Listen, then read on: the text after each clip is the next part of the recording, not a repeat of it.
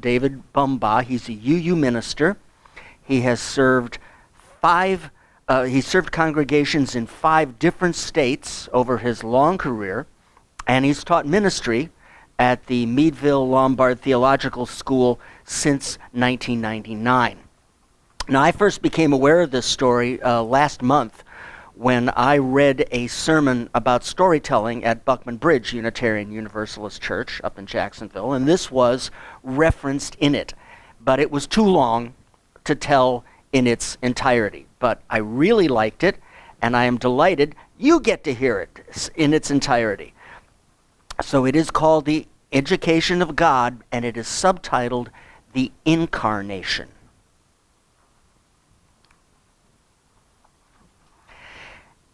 "He's been this way for months," whispered the anxious angel. "He just sits in his office, staring out the window, occasionally pacing the floor, muttering to himself. He won't answer his phone. He doesn't read his mail. He won't see anyone. The staff tries to keep things going, of course, routine things. But there are some things we just can't do. We're sorry to bother you, but things are getting serious. Gabriel thought you might help. The boss has always listened to you in the past." "I'm not so sure," mused Satan. "He hasn't answered my letters, answered my calls, responded to my recommendations. In fact, I haven't spoken to him since, let me see. Last time we talked was just after that business with Job." "Well," said the angel, "that's just when it began. Right after that, he shut himself up in his office. No one except me has seen him or even talked with him since. There are even some rumors that no one is in charge anymore, that God has abdicated, even God is dead. Please speak with him. Things are just falling apart."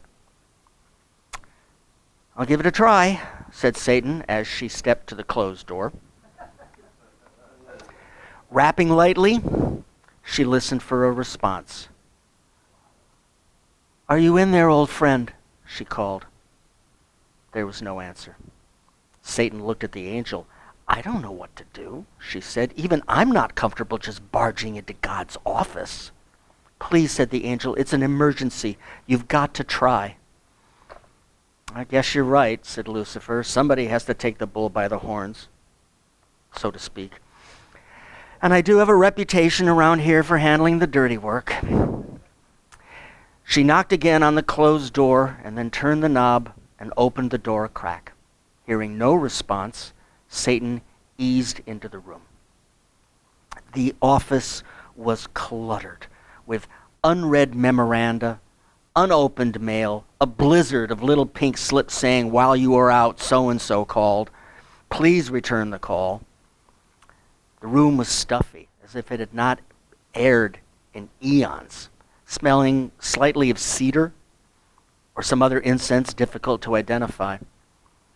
Behind the large littered desk, God sat with his back to the door, staring out of the floor-to-ceiling window, seemingly unaware of his visitor. Said Satan, and waited. There was no response. Satan tried again. "Haven't seen you in a long time, my friend. You haven't returned my calls. You haven't answered my letters. You've been too busy to see my messengers. I thought while I was in town, I'd just drop by for a visit, see how it is with you here in the home office." The figure behind the desk swiveled in his chair and turned to face the visitor. Satan was stunned. God, who had always been infinitely young, now looked infinitely old, with white hair matted and unkempt, eyes red and rheumy, and a garment spotted and soiled, suggesting he had not slept for a really long time. "Good God," said Satan. "What have you done to yourself? You look like an unmade bed." "Oh, hello, Satan," said God vacantly. "Did I have an appointment with you? Lately, I seem to have trouble keeping track of appointments and things like that. I'm not as young as I used to be, you know." "No, no, no, no. We didn't have an appointment. Just thought I'd drop by for a visit." "That's nice," said God. "Well, what have you been up to lately?" "Oh, nothing much," replied Satan. "Just my customary walking up and down the earth, trying to keep track of things there. As usual, the rest of the universe is managing quite well. As usual, Earth is another matter." God said nothing, simply turned and looked out the window. "Well, of course," said Satan, "you know all about developments on Earth." Again, God said nothing. "Things really are a mess down there, you know. A lot of suffering, pain, violence," Satan said, watching his friend closely. Again, God said nothing. "A lot of people down there are saying it's all your fault. They say you're a do-nothing divinity. Some of them are calling you the Dwight Eisenhower of deities. Some of them are beginning to think you never really existed. They're busy trying to invent substitutes for you, philosophies, ideologies, systems, isms of all kind to help them understand the world and their place in it. Things just seem to go from bad to worse." Still, God said nothing. "And all the time, you just sit here, not reading your mail, not answering your phone, not responding to anyone, staring out the window. They don't understand what has happened to you. And frankly, old friend, I don't either." Suddenly, God got up from her chair and began to pace the office in a state of agitation. "I don't know what they expect from me," she shouted. "Right from the beginning, things went wrong. I gave man and woman a beautiful home, trees, flowers, food, magnificent climate, graced with all the necessities for a happy life, but it wasn't enough for them. When they had messed up the world, I started over with Noah. Didn't make any difference. In no time at all, things were as bad as ever. I tried again with Abraham, whose colossal moral obtuseness seemed impervious to change. I sent them leaders like Moses, and instead of learning to live by law, they learned to live by intrigue and force and violence. I sent them prophets like Jonah, and they learned not love, but arrogance. And then there's Job. I tested him to see if, to find out, to prove. Well, it doesn't matter. I just don't know what to do anymore. Everything I try only makes things worse. They are ungrateful, unresponsive, willful, and then, when things go wrong, when they mess everything up, I'm supposed to make them right again. Well, I'm not going to do it anymore. I don't know how to do it anymore." God stopped pacing and stood facing the window, staring moodily into space. "Oh, for God's sake," said Satan. "Earth is going to hell in a handbasket, and you're holed up in this stuffy office feeling sorry for yourself. You know, the Jews say you have an obligation to them, that you promised them through Abraham and Moses that you would send them a leader to help them in their time of distress. Don't you think it's time you kept your word?" "The Jews," said God. "Who in the name of all that's holy are the Jews?" "You haven't been paying attention. The Jews are the children of Israel, the descendants of Abraham and Isaac and Jacob and various unnamed women. You remember. When did they start calling themselves Jews? Oh, I don't know. Maybe it was after the Romans named their province Judea, or maybe it was when they created their religious system during the Babylonian exile." God looked blank and uncomprehending. "Romans?" she said. "Babylonian exile? Oh, you really have been out of it. Well, while you were wallowing in self-pity. A whole lot of people have been rampaging across that land of milk and honey, sand fleas and rocks that you promised to Abraham and his descendants. Egyptians, Babylonians, Assyrians, Greeks, Ptolemies, now the Romans, the Jews say they have a contract with you. Something about you saying, trust me and you'll never regret it. And the Jews say it's about time you kept your word, did something about their suffering and oppression. Frankly, I think they have a good case. So, why don't we have a cup of coffee and a bagel or two and work out a plan together? Together, just like in the old days. We were always a pretty good team. I can't, said God, looking infinitely old and discouraged and perhaps a little bit frightened. Whenever I try, I just make things worse. I don't understand human beings. I don't understand what they want, what they need, how they feel. I don't understand what it's like to be human. It's as if they know things I cannot possibly know, feel things I cannot possibly feel, understand things I cannot possibly understand. What kinds of things? Asked Satan. What it's like to know that you are going to die? That the world was there before you came into it and it will be there after you have gone from it? What it's like to love someone or something and know that sooner or later it will die or change or go away?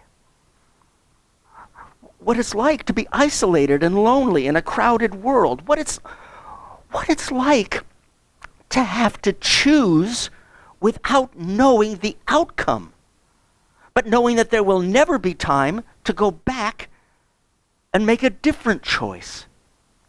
And what it's like to know that every decision is for eternity and that nothing you can ever do will unmake bad choices. How can I help creatures I do not understand? Creatures whose mode of existence gives them experiences, insights, understandings, dilemmas forever denied me precisely because they are human and I am not. No, Satan, my old friend. Earth has grown beyond my ability to understand, beyond my ability to control. Well, there must be something we can do, argued Satan. After all, between us, we're supposed to be omnipotent. See, that's the paradox, said God with a rueful smile. Having created creatures and endowed them with free will, we have limited our omnipotence. Well, you would have thought, said Satan, that since between us we're supposed to be omniscient, we would have understood that at the outset. Perhaps we did, mused God. Nevertheless, something has to be done, Satan argued. Your policy of benign neglect certainly hasn't helped. We have a responsibility to our creation. I know, said God, becoming suddenly serene again. That's what I've been thinking about all this time. I guess I've known for a long time what I must do. I must thank you for this visit.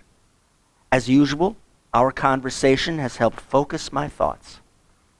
I know that only a radical response can offer any hope for Earth or for the children of Earth.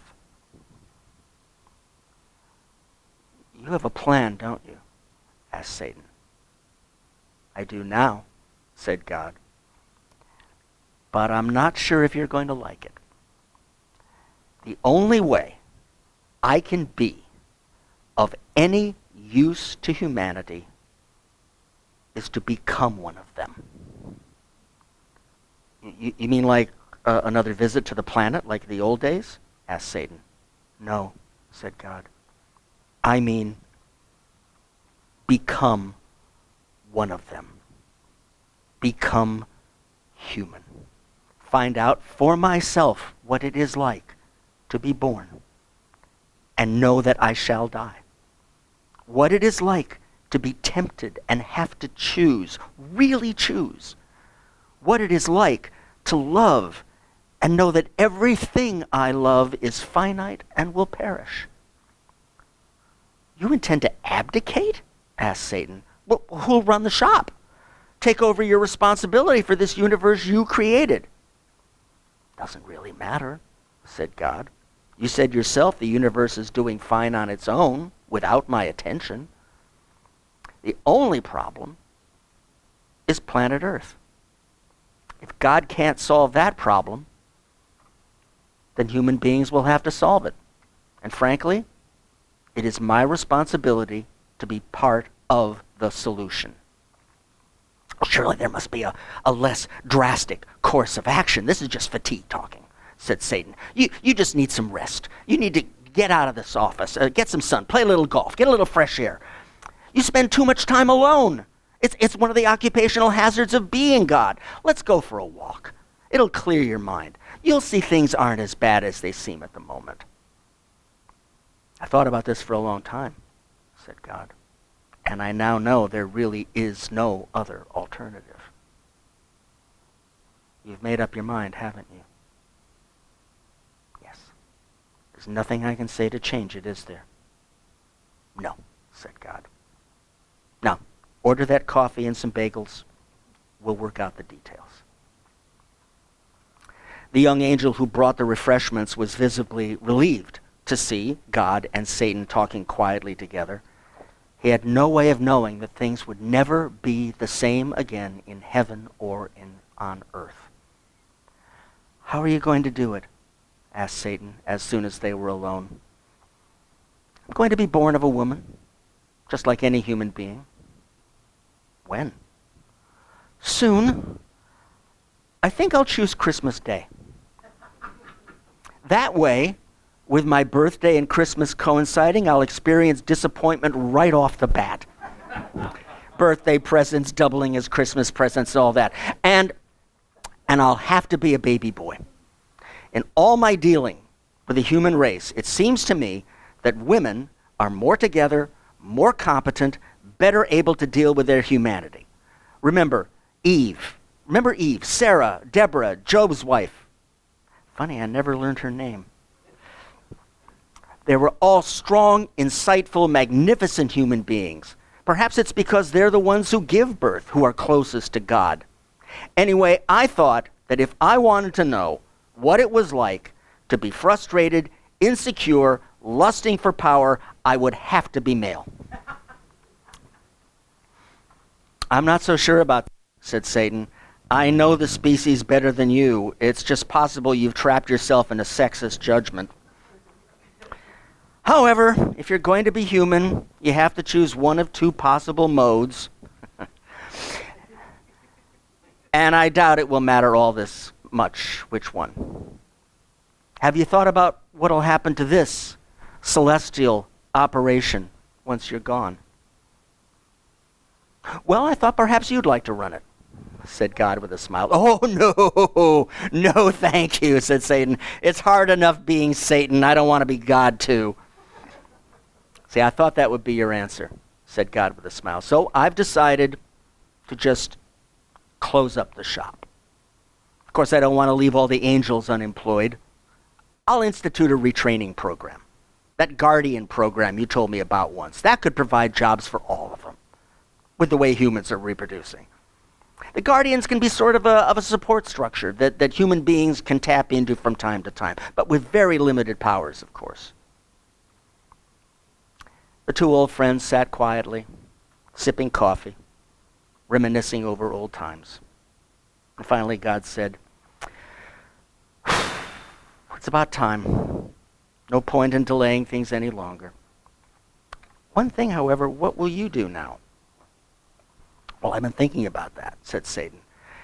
It seems to me that if you are going to incarnate yourself in the human race, someone needs to be concerned about the rest of Earth's creatures.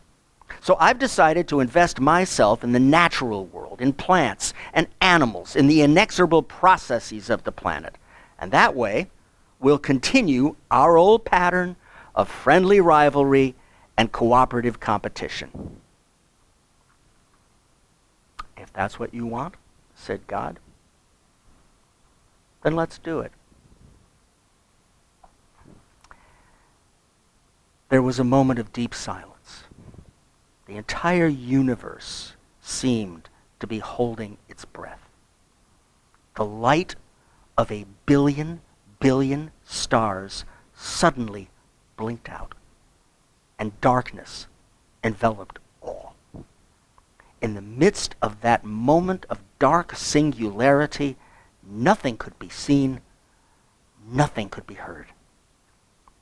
Then, the sound of a small cry, a cry of a newborn child, filled the universe. The stars began to shine anew. Light returned to the world. A new era had begun. Where the celestial realm had been, only stars, planets, dark clouds of dust, and vast empty reaches now existed. God was no longer in heaven. God was no longer to be found anywhere except in the human race. Now and forever, the holy would look upon the world through human eyes. Now and forever, the divine power would function through human action. Now and forever, the salvation of earth would depend upon human choices. Now and forever, God was born in every human child, lived in every human life, rejoiced in human joys, suffered human pain, died in every human death. Now and forever, the hope of creation rested upon the created.